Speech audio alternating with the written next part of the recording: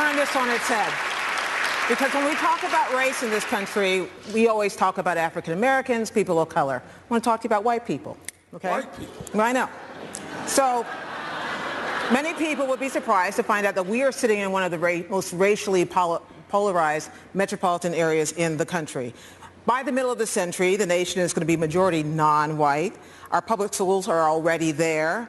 If working class white Americans are about to be outnumbered, are already underemployed in many cases, and one study found they are dying sooner, don't they have a reason to be resentful, Secretary Clinton? Look, I am deeply concerned about what's happening in every community in America, and that includes white communities where we are seeing an increase in alcoholism, addiction, earlier deaths. People with a high school education or less are not even living as long as their parents lived. This is a remarkable and horrifying fact. And that's why I've come forward with, for example, a plan to revitalize coal country, the coal field communities that have been so hard hit by the changing economy, by the reduction in the use of coal. You know, coal miners and their families who helped turn on the lights and power our factories for generations are now wondering, has our country forgotten us? Do people not care about all of our sacrifice? And I'm going to do everything I can to address distressed communities, whether they are communities of color, whether they are white communities, whether they are in any part of our country. I particularly appreciate the proposal that Congressman Jim Clyburn has, the 10-20-30 proposal, to try to spend more federal dollars in communities with persistent generational poverty. And you know what? If you look at the numbers, there are actually as many, if not more, white communities that are truly being left behind and left out. So yes, I do think it would be a terrible oversight not to try to address the very real problems that white Americans, particularly those without a lot of education, whose jobs have no longer provided them or even no longer present in their communities, because we have to focus where the real hurt is. And that's why, as president, I will look at communities that need special help and try to deliver that.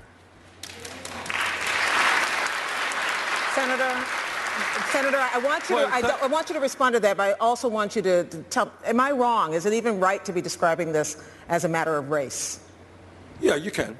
Because African Americans and Latinos not only face the general economic crises of low wages and high unemployment and poor educational opportunities, but they face other problems as well. So, yes, we can talk about it as a racial issue, but it is a general economic issue. And here's what the economic issue is. The wages that high school graduates receive today are significantly less, whether you're white or black, than they used to be. Why is that? Because of a series of disastrous trade policies which have allowed corporate America, through NAFTA and permanent normal trade relations with China, Secretary Clinton and I disagree on those issues, but my view is those trade policies have enabled corporate America to shut down in this country, throw millions of people out on the street. Now, no one thinks that working in a factory is the greatest job in the world, but you know what? You can make a middle-class wage. You have decent health care, decent benefits. You once had a pension. Those jobs, in many cases, are now gone. They're off to China. Now, you are a worker, white worker, black worker, who had a decent job. That manufacturing job has got, what do you got now? You're working at McDonald's? That is why there is massive despair all over this country. People have worked their entire lives. They're making a half, two-thirds what they used to make. Their kids are having a hard time finding any work at all. And that's why this study, which shows that if you can believe it today, for white working class people between 45 and 54, life expectancy is actually going down. Suicide, alcoholism, drugs. That's why we need to start paying attention to the needs of working families in this country, and not just a handful of billionaires who have enormous economic and political power. Thank you.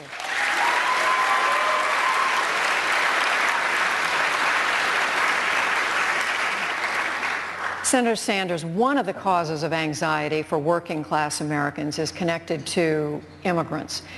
President Obama, as you know, has issued executive actions to permit some 5 million undocumented immigrants who are living now in the United States to come out of the shadows without fear of deportation, get work permits.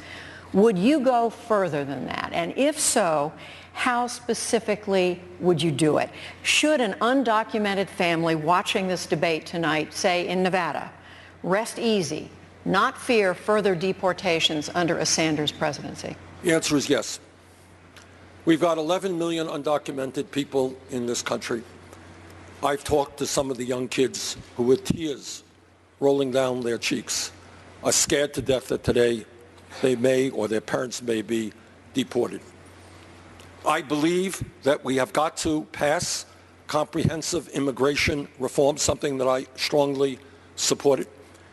I believe that we have got to move toward a path toward citizenship. I agree with President Obama, who used executive orders to protect families because the Congress, the House, was unable or refused to act. And in fact, I would go further. What would motivate me and what would be the guiding light for me in terms of immigration reform, Judy, is to bring families together, not divide them up. And let me say this also. Somebody who was very fond of the president, agrees with him most of the time.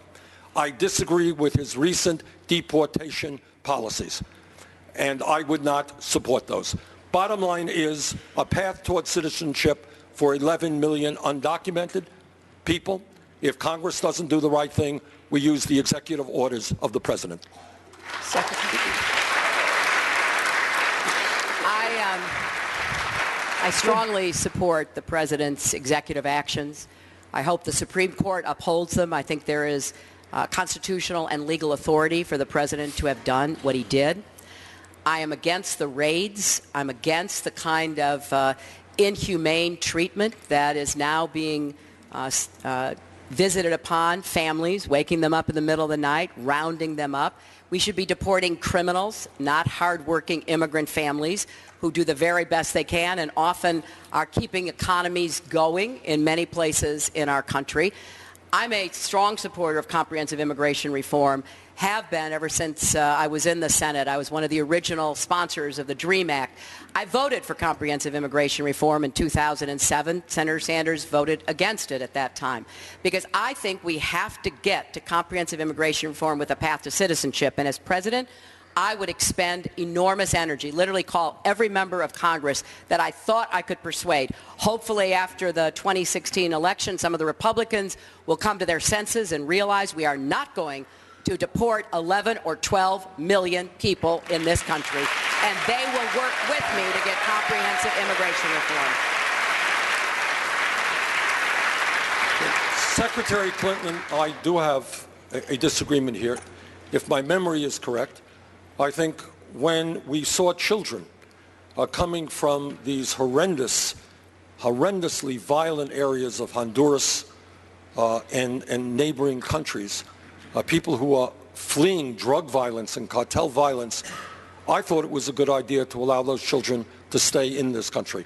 That was not, as I understand it, the Secretary's position. In terms of 2007 immigration reform, yeah, I did vote against it. I voted against it because the Southern Poverty Law Center, among other groups, said that the guest worker programs that were embedded in this agreement were akin to slavery, where people came into this country to do guest work, were abused, were exploited, and if they stood up for their rights, they'd be thrown out of this country. So it wasn't just me who opposed it. It was LULAC, one of the large Latino organizations in this country. It was the AFL-CIO. It was some of the most progressive members of the United States Congress who opposed it for that reason. But we are where we are right now. And where we are right now is we have got to stand up to the Trumps of the world who are trying to divide us up. What we have to do right now is bring our people together and understand that we must provide a path towards citizenship for 11 million undocumented people. Two quick responses. One, with respect to the Central American children, I made it very clear that those children needed to be processed appropriately, but we also had to send a message to families and communities in Central America not to send their children on this dangerous journey in the hands of smugglers. I've also called for the end of family detention, for the end of privately run detention centers along with private prisons, which I think are really against the common good and the rule of law. And with respect to the 2007 bill, this was Ted Kennedy's bill. And I think Ted Kennedy had a very clear idea about what needed to be done, and I was proud to stand with him and support it. Let me just respond. I worked with Ted Kennedy. He was the chairman of my committee, and I loved Ted Kennedy. But on this issue, when you have one of the large Latino organizations in America saying vote no, when you have the AFL-CIO saying vote no, when you have leading progressive Democrats in fact voting no, I don't apologize for that vote. But in terms of the children, I don't know to whom you're sending a message. Who are you sending a message to? These are children who are leaving countries and neighborhoods where their lives are at stake. That was the fact. I don't think we use them to send a message. I think we welcome them into this country and do the best we can to help them get their lives together. Well, that just wasn't the fact, Senator. The fact is that there was a great effort made by the Obama administration and others to really send a clear message, because we knew that so many of these children were being abused, being treated terribly while they tried to get to our border. So we have a disagreement on this. I think now what I've called for is counsel for every child, so that no child has to face any kind of process without someone who speaks and advocates for that child, so that the right decision hopefully can be made. If you would allow me now to move